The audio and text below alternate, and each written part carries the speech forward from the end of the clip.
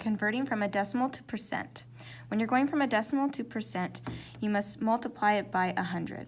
In this unit, you are allowed to use your calculator, so you simply plug it in, like question number 1 here, 0.35 times 100, and gives you 35%. Don't forget to write your percent unit beside.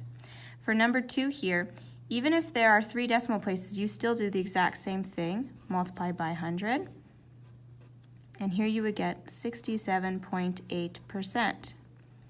Even though it looks different, you are still allowed to have a decimal when you have a percentage. And finally here, if you have a decimal with a whole number, you still continue to multiply it by 100. It just becomes 241%.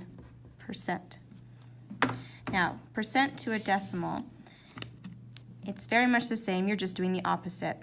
So for question number 1 here with 73%, you divide it by 100 instead of multiplying it by 100 like we did from decimal to percent. So you would get 0.37. For question number 2, where it's 42.5%, you do the exact same thing.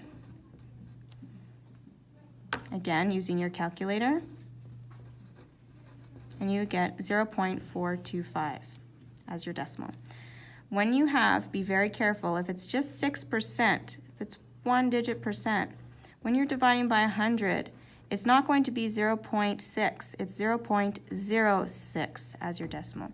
So be very careful to use your calculator, and you only need to divide by 100.